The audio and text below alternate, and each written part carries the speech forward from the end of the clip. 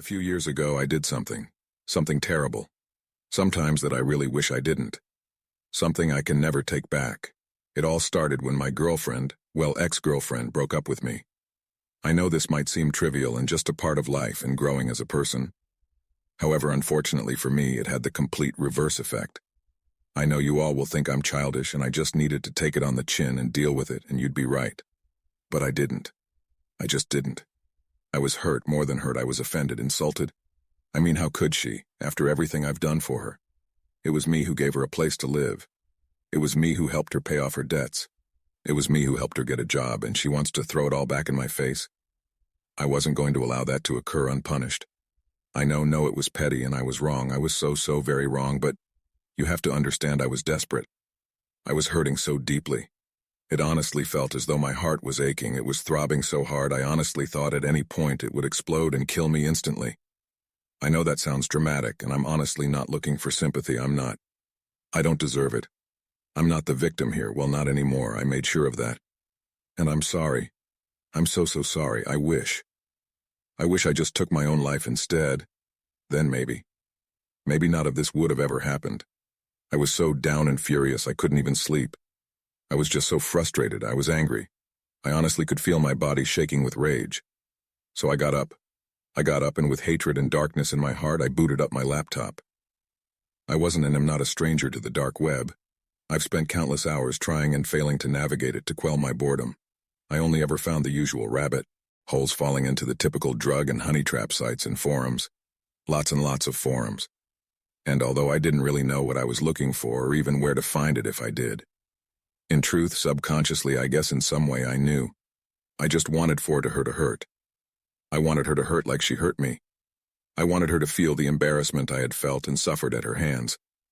My original plan, although very distasteful and wrong of me, wasn't malicious in intent, at least not violent anyway. I just wanted to humiliate her like she had humiliated me. I still had photos and videos of her from our time together. You know, personal, shall we say, videos and photos of her. And in my pent-up anger and depressed state, I thought it was a good idea and a just idea to use these against her. I see now I was wrong from the start, but I wish. Oh, how I wish I had just done that. As awful as it seems, that was nothing to what I actually did. I couldn't find it. I just couldn't. I wish I had given up. But of course I didn't. I kept digging and digging, clicking link after link, until eventually I clicked on a link and I found something that caught my attention. It was a forum called the Naughty List. On it read a question. Do you know someone who has been bad? If so, maybe you should put them on the naughty list. Perfect, I thought. This has got to be it. I'll upload all my personal photos and videos on there and maybe even link her social media, and we'll see who's laughing then. I thought about adding her address, but as she was back living with her family, even I drew the line there. And I know how noble. I am so pathetic. The forum wasn't what I expected, though. You couldn't just upload to their homepage. There were different sections to it, or punishments, as they called it.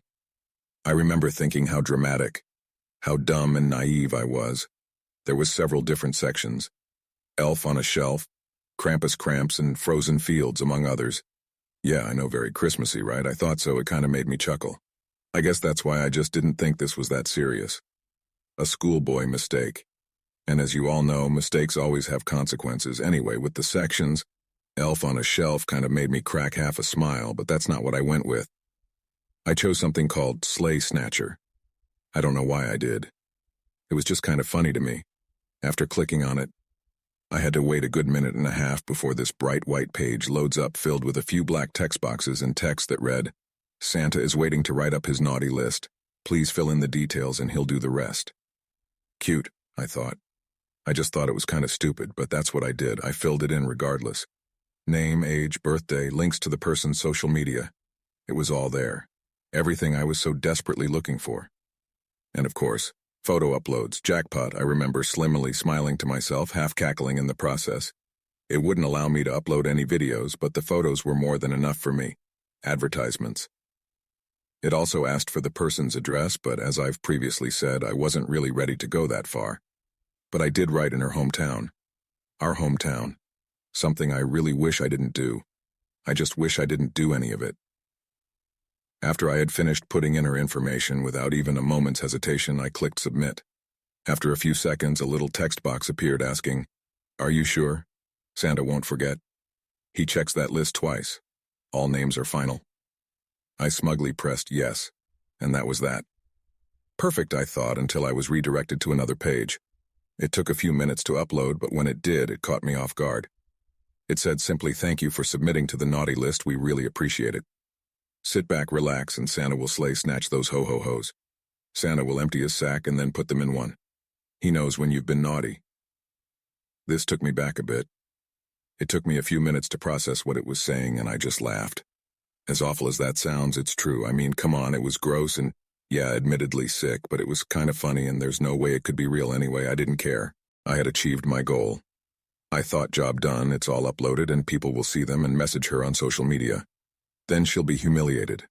She'll be the one pushed down into the dirt. So feeling better about myself, I calmly and confidently shut down and wiped everything correctly, making sure I couldn't be traced or implicated in any way. I was already heavily protected, I knew that. But as anyone who uses the dark web will tell you, it's better to be safe than sorry. The next morning I awoke with the biggest, most disturbing smile I have ever produced. I honestly must have looked like the grinning Cheshire Cat from Alice in Wonderland. I was so damn pleased with myself, looking back on it now. It honestly makes me feel sick. I couldn't wait to see the fruits of my labor. I was so excited to see her suffer. I wanted her to hurt, and I wanted her to know, well, more accurately, think it was me but have no way to prove it. I wanted to break her and for her to feel as worthless as she had made me feel. But to my absolute dismay and disappointment, nothing happened. I waited and I waited, but nothing. No angry phone calls or texts, no outraged social media post. Nothing at all. I thought maybe at first she could have been trying to ignore it, or maybe she has reported the abuse and had been told to not engage any potential troll or creeper. I mean, surely it worked, right? I mean, there's no way I could check. I couldn't find that link again, even if I tried. Anyone who had surfed the deep web will know this to be true. It's just not cataloged, it's a mess. And I only stumbled across it by chance in the first place. Oh, how I wish I hadn't. So a few more days go by, and by now, my excitement has faded and I feel dejected and genuinely upset that it clearly hasn't worked. Nobody could be so calm if it had. And I couldn't exactly ask her or go check, that would just point the finger straight at me. So after a while, I just gave up. In truth, the whole ordeal was now tiresome to me, and as sad as it sounds, it had strangely made me feel better. Like I had gotten it all out of my system somehow. Advertisements.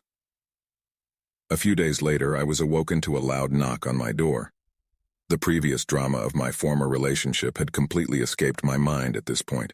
And just for some context, I live alone and don't get many visitors all too often. So I was more annoyed to have been woken up than curious to see who was at my door or for what reason. So you can imagine my shock when I flung open my door only to be greeted by the stern faces of 2 police officers. Shit, I thought. This is it. I'm going to prison. Everyone is going to think I'm some kind of freak, which I guess in all fairness I was at the time. They asked to come in and I of course obliged, not wanting to make a scene and make things potentially worse for myself. I remember thinking at the time, they've only asked to come in. As of right now, I'm not under arrest or anything, so I better see what they want. But what they asked might completely and utterly knock the wind out of me. When was the last time you saw Katie? I was speechless, and for a second I must have looked like the most guilty and suspicious person in the world. Realizing this, I quickly shook the look of surprise and dread off my face, and answered as calmly as I could muster, not since we broke up around 2 weeks ago. This was true, but it still didn't save me from their line of inquiry, and their barrage of intense scrutiny and questioning. Where were you on the night of? I told them the truth, at home. Can anyone verify this? I said, well, no. I live alone, but I did get dropped off at home after work by one of my colleagues, which is routine after every shift, so he can, I guess. And what time was this? I told him the truth, around 10:30. The cameras at work should show me leaving about 10:20, and it's only about a 10-minute drive here. Did you leave your property at any point after you returned? No, I meekly, but as authoritatively as I could, retorted. And there's a camera by the apartment's entrance that will show I'm telling the truth. His face, an intense stare of concentration into my eyes, seemed to waver and loosen ever so slightly.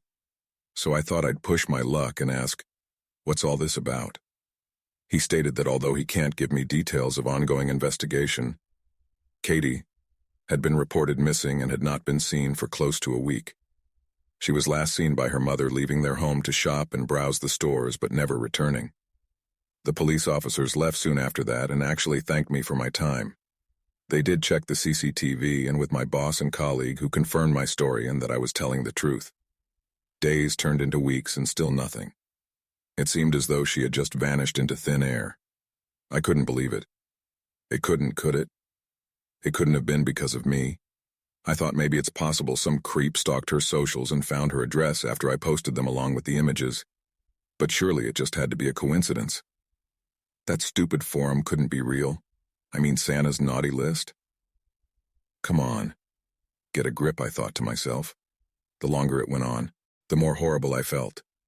I know I wasn't physically responsible, but in one way or another I had caused this, or at least put the wheels into motion. I felt just as guilty as if I had done something to her. I mean, this is the girl I once loved, the girl I still love. And I had done this, I had caused this, and her poor mother. They had been estranged for years. And it was me who finally got them to reconcile. And for what? So I could just destroy her worse than she could have ever possibly envisaged. I couldn't live with myself, with what I had done. I tried to get on normally with my life, but it was hard. I couldn't sleep. I couldn't eat. And you know something, I knew I deserved it. I would cringe every time I caught myself feeling sorry for myself. I'm no victim, I'm a monster. A wolf in sheep's clothing. I deserved it, not her. I was selfish. I was disgusting and pathetic. I was weak. I was so very weak. I took to drinking to make myself sleep. Anything to numb the pain. Anything to get the image of her face and the sounds of her screams out of my head. I couldn't go to the police. How could I? If I confessed, my life was as good as over. Selfish as it was, I just didn't believe it would even help find her if I did. Maybe I was just being a coward, but it was hopeless. She was gone. I waited every morning for an update. Every no new information today update killed a little piece of me each and every time. It was torture until one day. They did find her. But as I'm sure you all can already tell, this story doesn't have a happy ending. It was weeks.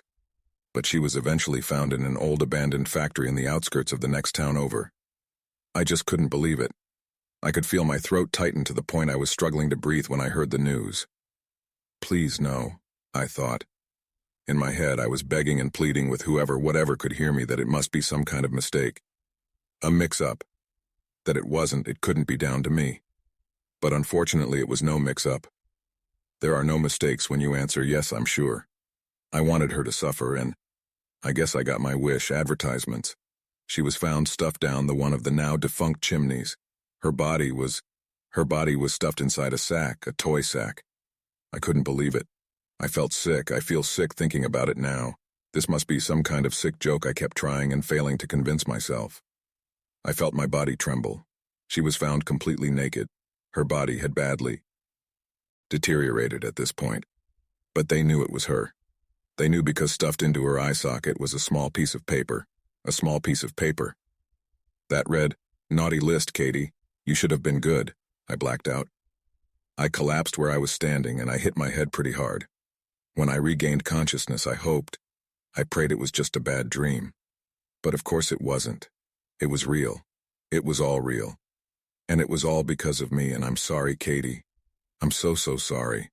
I'm sorry for what they did to you. I'm sorry for what I did to you. I have to live with the guilt every day. Not a day goes by that I don't think about confessing or ending up my own life. In some sick way, I sometimes think that would make up for it, or at least make us somewhat even somehow. Even though I know that would be impossible. I can't imagine what they did to you, what they put you through. I can't imagine the fear and terror you must have felt. I can't imagine your final thoughts or how confused or alone you must have been. Nothing will ever make up for the torture I subjected the girl I once loved and cherished too. All because of my own ego and misguided sense of pride and self-worth. I wish I could take it all back, I really do, but I can't. And that will sadly never be able to change. You deserve justice, Katie. You deserve to be able to rest in peace at the very least.